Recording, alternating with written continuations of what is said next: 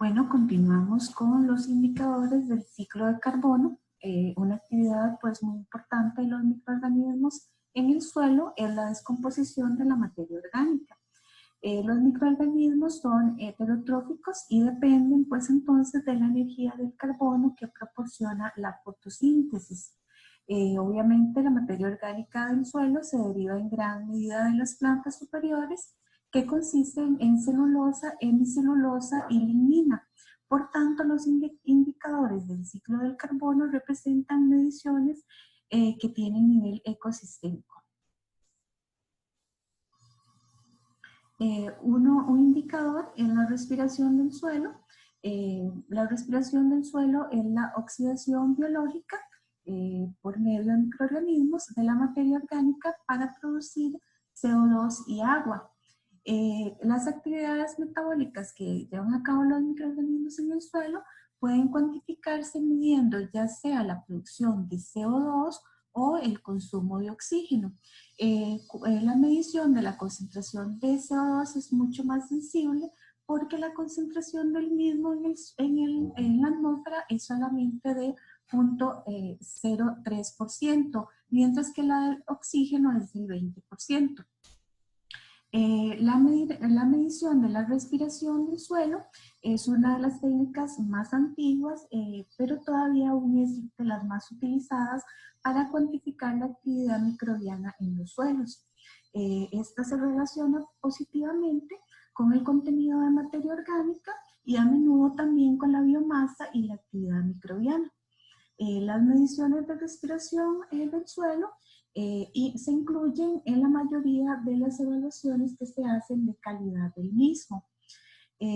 Esta determinación de producción de CO2 a partir de las muestras del suelo se hace en el laboratorio mediante técnicas que son muy simples y baratas, basadas en trampas alcalinas para el CO2 seguidas de una valoración química. También se puede realizar por métodos más sofisticados basados en la conductividad eléctrica, en la cromatografía de gases o en la espectroscopía infrarroja. También otro indicador es la descomposición de la materia orgánica. Por supuesto que cualquier perturbación en la actividad microbiana pues dará lugar a un cambio en la tasa de descomposición y por tanto afectar el ciclo de nutrientes orgánicos como el carbono, el nitrógeno, el azufre y el fósforo. Entonces, conocer las tasas de descomposición de la materia orgánica es requisito para entender la disponibilidad y el reciclaje de todos estos nutrientes.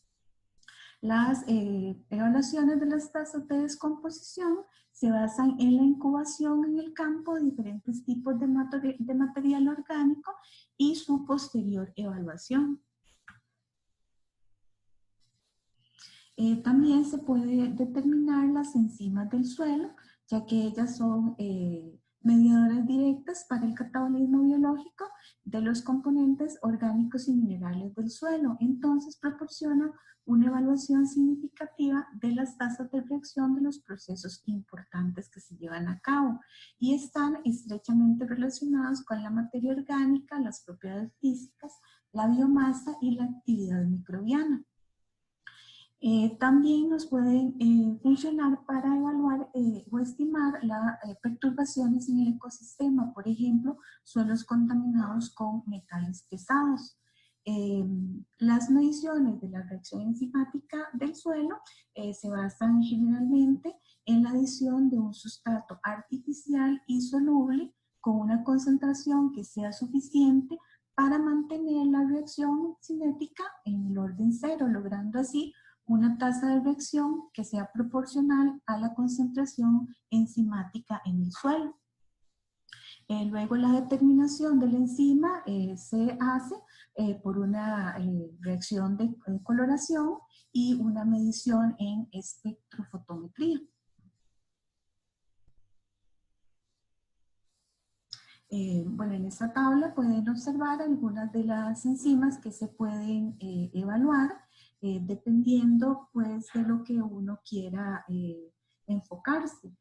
Por ejemplo, si quiere un indicador para el ciclaje de carbono, podría usar la glucosidasa o la celulasa. Si está más interesado en el nitrógeno, pues la ureasa, la amidasa. Si está más interesado en el ciclaje de fósforo, pues la fosfatasa, y así con todas ellas.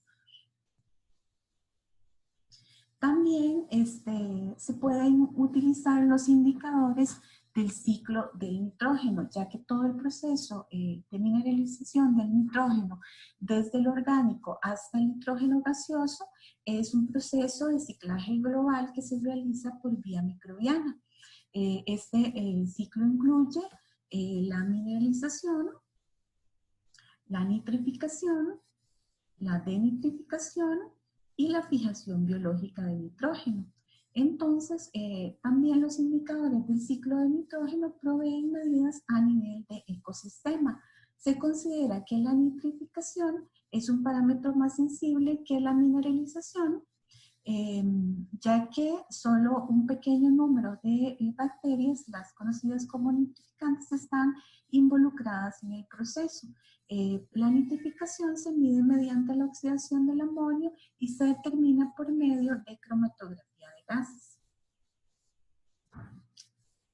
También podemos hablar de los indicadores de biomasa microbiana. Por supuesto que la biomasa microbiana representa la fracción del suelo responsable del ciclo de energía y nutrientes y la transformación de la materia. También es muy importante porque contribuye con la estructura y la estabilización del suelo. Y pues se observa que existe una estrecha relación entre la biomasa, la tasa de descomposición y la mineralización de carbono y nitrógeno. Se han utilizado varios métodos para estimar la biomasa microbiana, que se pueden dividir en los métodos directos, por ejemplo, microscopía o determinaciones de los PLFA que hablamos antes, y los métodos indirectos, por ejemplo, la fumigación con cloroformo o la respiración inducida por sustrato. Los métodos indirectos son mucho más baratos, más rápidos, más fáciles, y las mediciones que se obtienen son muy cercanas a los métodos directos. La fumigación con cloroformo es el método indirecto más utilizado y es el que utilizamos aquí en el Laboratorio de Microbiología Agrícola. Lo que se hace es matar los microorganismos con vapor de cloroformo, y posteriormente el tamaño de la biomasa muerta se estima cuantificando el CO2 respirado en un periodo posterior de incubación, o también mediante una extracción directa inmediatamente después de la fumigación, cuantificando ya sea el carbono o el nitrógeno. Bueno, en este cuadrito resumen, entonces se puede observar los indicadores más comunes, o los que podríamos tener más acceso desde nuestro medio para determinar salud del ecosistema suelo o salud de la comunidad microbiana. Entonces, bueno, los indicadores serían biodiversidad. Podríamos determinar diversidad genética por métodos moleculares, diversidad funcional por patrones de utilización de carbono como el bailo, o la diversidad estructural, y también las enzimas. En cuanto al ciclaje de carbono, podríamos utilizar la respiración, que lo que mide es la producción de CO2, la descomposición de materia orgánica, o también enzimas.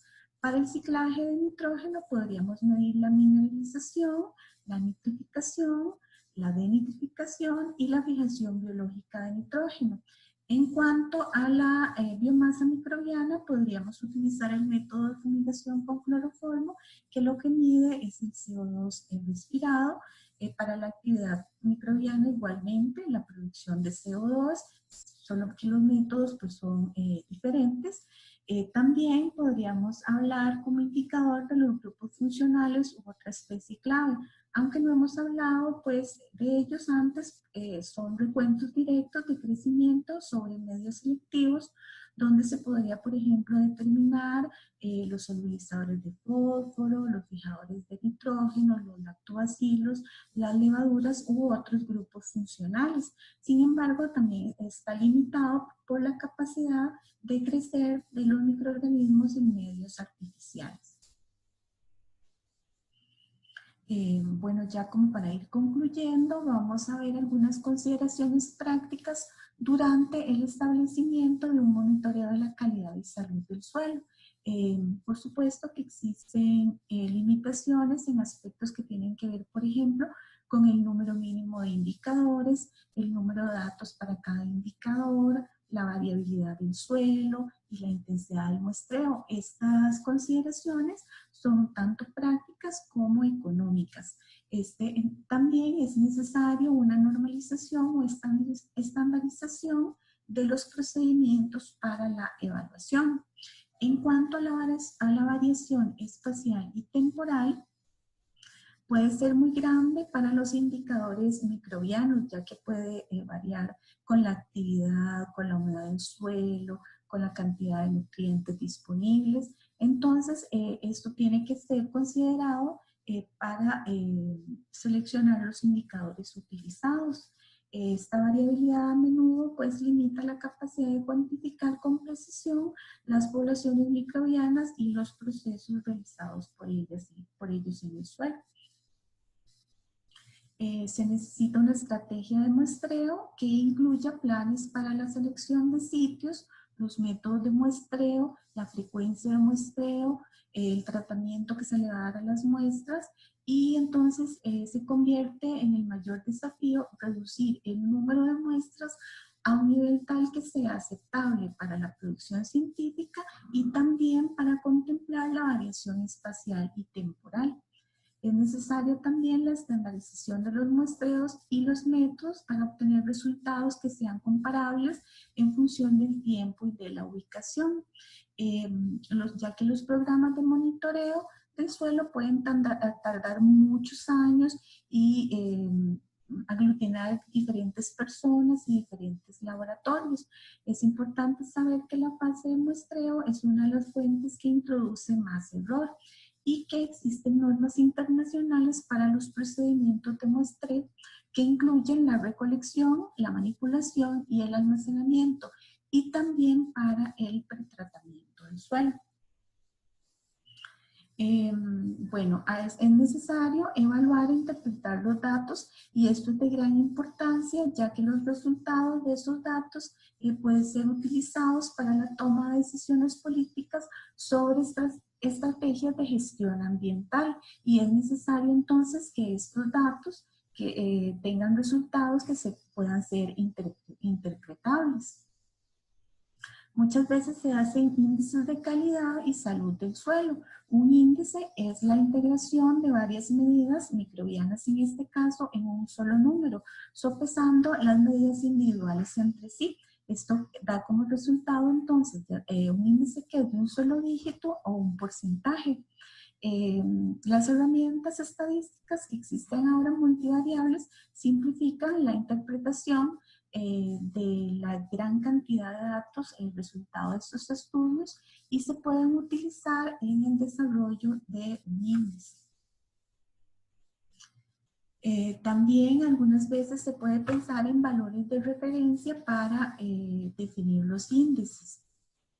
Estos pueden definirse sobre la base de valores de hábitats sostenibles existentes en el mismo contexto ecológico, o también pueden obtenerse mediante modelos. En muchos casos pues no hay ningún índice de referencia disponible, y entonces las mediciones iniciales pueden ser la mejor referencia para futuras mediciones. Los valores de referencia, por tanto, deben provenir del mismo ecosistema en cuestión, antes que de comparaciones con otros sistemas en otros lugares o en, sí, en otras localidades. Los resultados se pueden integrar y evaluar utilizando métodos gráficos que dan una presentación visual que puede ser relativamente simple, pero que ha sido obtenido de resultados con alta complejidad, ya sea en número o por el tipo de datos. Entonces, algunos ejemplos de métodos gráficos utilizados para la presentación de estos resultados que son multidimensionales pueden ser del tipo estrella, del tipo telaraña, del tipo ameba. Entonces, esta forma de gráficos y el poder tener líneas de referencia o umbrales ayudan con la interpretación de los mismos. Bueno, y con esto concluimos la clase. Muchísimas gracias por haberme escuchado.